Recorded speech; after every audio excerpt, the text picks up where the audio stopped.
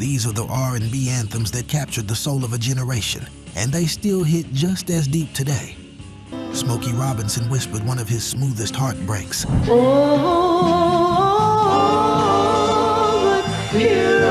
And Aretha raised her voice in pure gospel fire. Ooh, you can sense sweeter than honey. Number 10, Use Me by Bill Withers.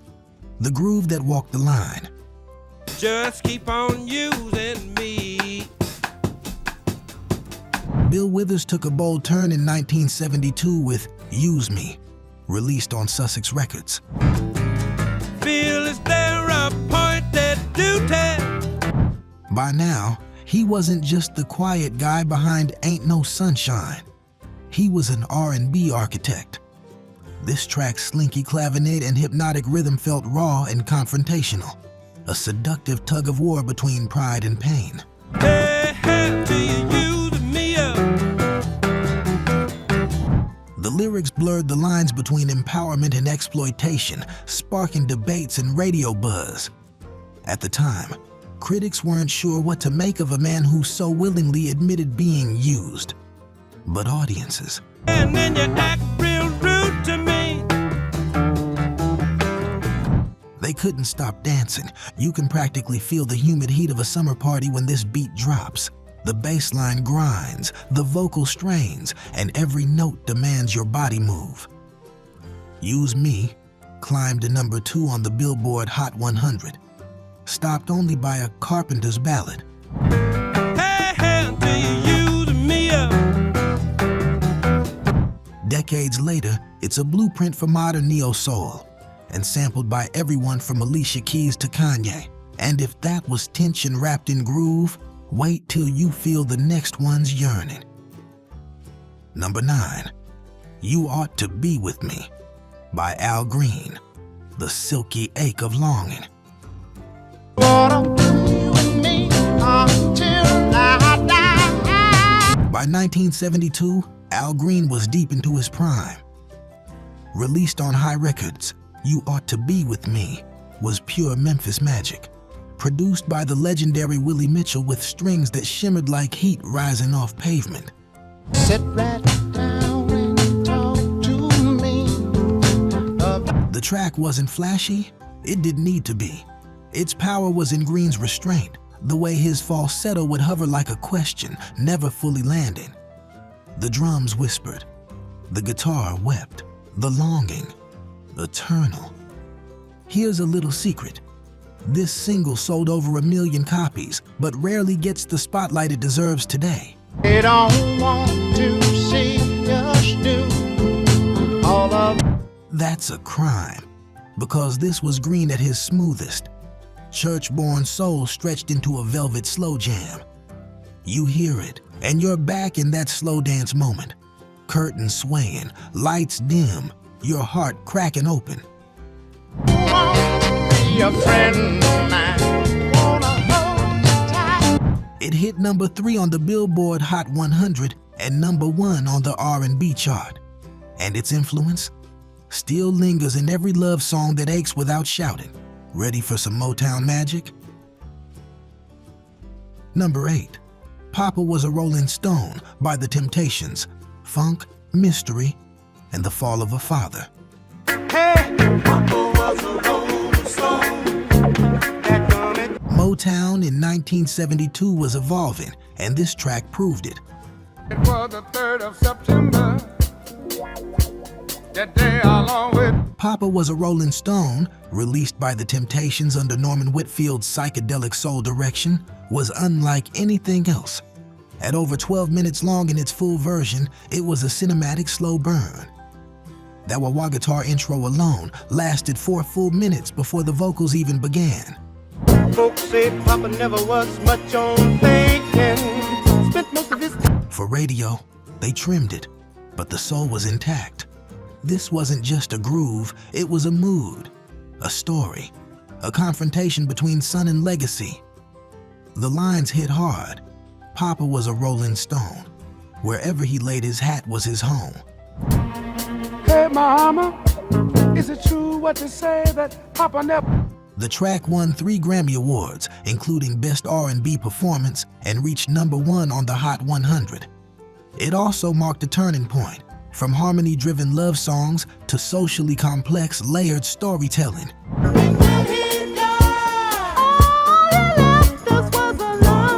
And just when you thought it couldn't get deeper, the Queen of Soul took us to church. Number 7.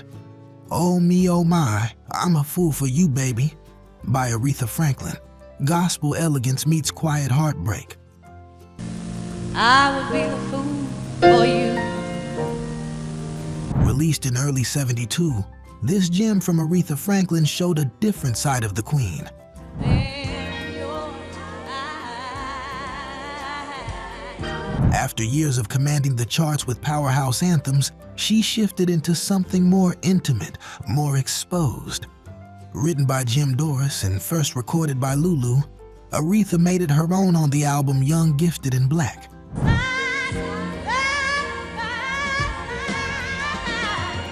You can hear the Sunday morning gospel roots in her delivery, but there's restraint, like she's reading a love letter out loud.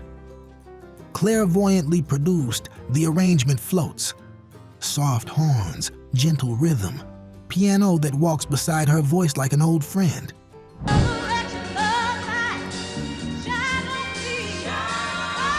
It's a masterclass in emotional economy, how to devastate with the lightest touch. It didn't chart as high as some of her earlier hits, but this one stayed with listeners in quiet moments, long after the needle lifted.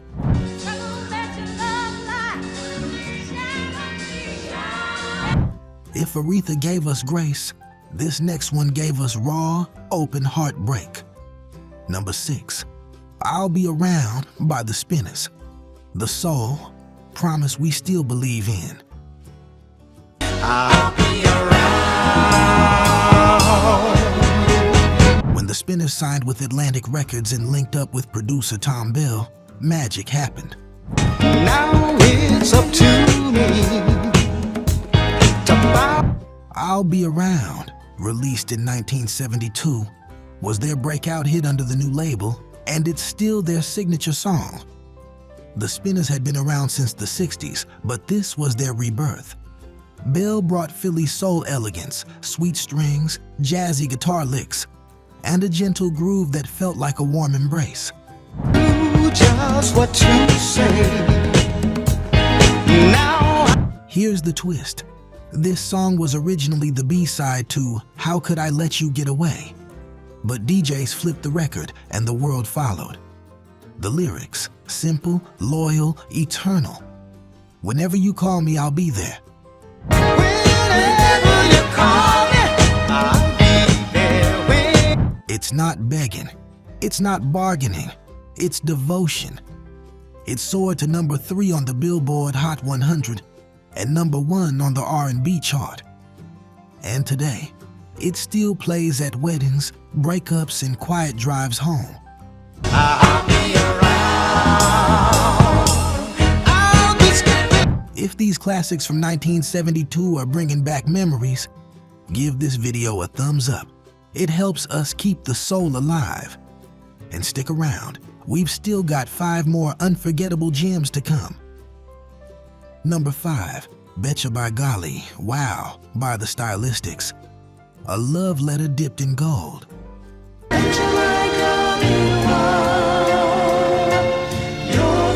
One of the most delicate songs of 1972 came from the Stylistics, with Russell Tompkins Jr.'s angelic falsetto floating above the clouds. There's a spark of magic in your eye. Betcha by Golly, Wow was a Tom Bell and Linda Creed creation, and it sounded like springtime in slow motion. Every line felt handwritten, every string swell a heartbeat. You're the one that I've been waiting for forever. This was poetry disguised as pop. It captured the purity of infatuation, the giddy, dizzy, unconditional kind. The song became a crossover hit, reaching number 3 on the Hot 100 and number 2 on the R&B chart. To shine on you so I'll know where you are. But more than that, It became the soundtrack for young love. You can almost see the school dance. Paper hearts on the wall, lights low. Two teens swaying in silence except for this song.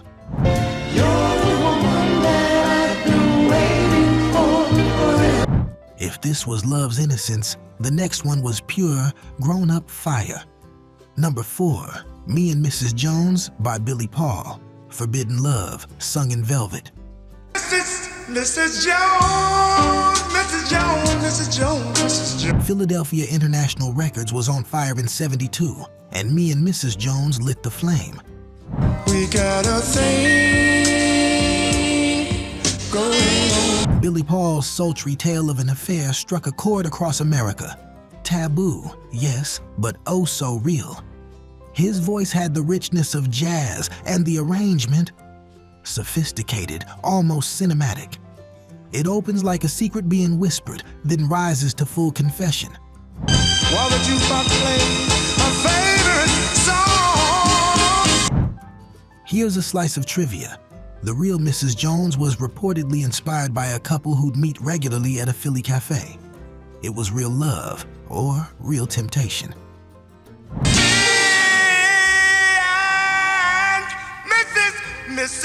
The track held the #1 spot on the Billboard Hot 100 for 3 weeks and earned Paul a Grammy. It was bold, it was adult, and it was unforgettable. But if love had consequences, this next one showed just how deep they could cut.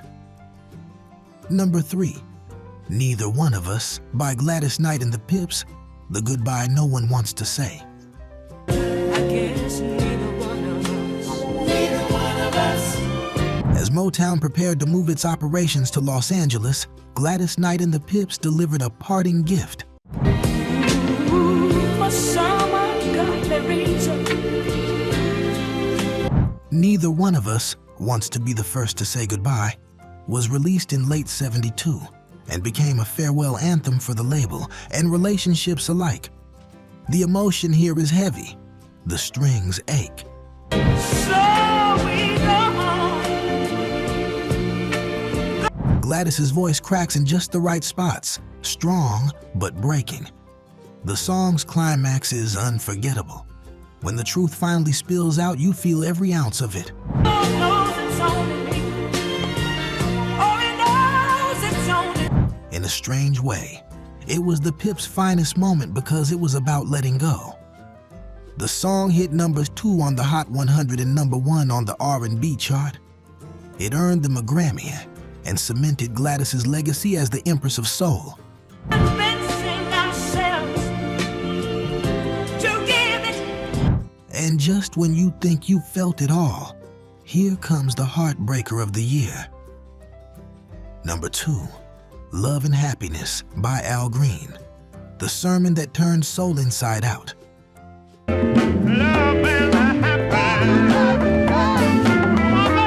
Though recorded in 1972, Love and Happiness didn't get its full single release until later.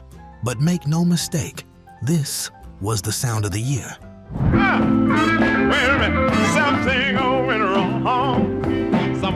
Al Green and producer Willie Mitchell summoned something primal, spiritual, and undeniable.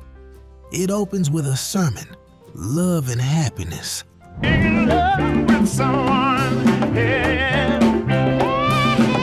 And then the beat drops. Guitar stabs, snare pops, and Green's raspy howl blend into a groove that seems alive. It wasn't a chart topper at the time, but it didn't need to be. DJs wore it out, soul fans knew, musicians studied it.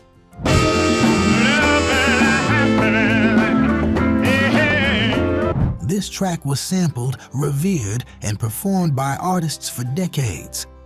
It laid the foundation for the soul-funk crossover, influencing D'Angelo, Prince, and even hip-hop.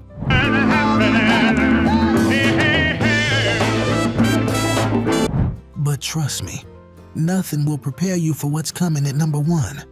#1, Let's Stay Together by Al Green, the vow that echoed across generations. Let's stay together. Oh, There was no song more beloved in 1972 than Let's Stay Together. Released at the tail end of '71 and dominating '72, this Al Green masterpiece was the definition of timeless. You make me feel Smooth as honey, bold as devotion, it was Green's biggest hit, reaching #1 on the Billboard Hot 100 and staying there for 9 weeks. President Obama once sang it. Countless weddings still spin it. never be untrue. And yet, it never loses its magic. The horn lines curl like smoke, the rhythm section stays patient, and Al delivers a vocal that feels both intimate and eternal. Somebody, why people break up. This wasn't just a hit. It was a promise, a cultural touchstone, a moment frozen in vinyl. From heartbreak to hope, 1972 gave us every shade of soul. And this track, it was the light shining through them all. From Philly's lush orchestras to Memphis's gritty grooves, these 10 tracks remind us why 1972 was a golden year for soul. Thanks for joining us on this Soul Stroll. Subscribe to keep the groove alive and never miss our next stroll. Up next, 10 R&B songs from 1973 we'll never forget. Click it, and let's keep the rhythm rolling.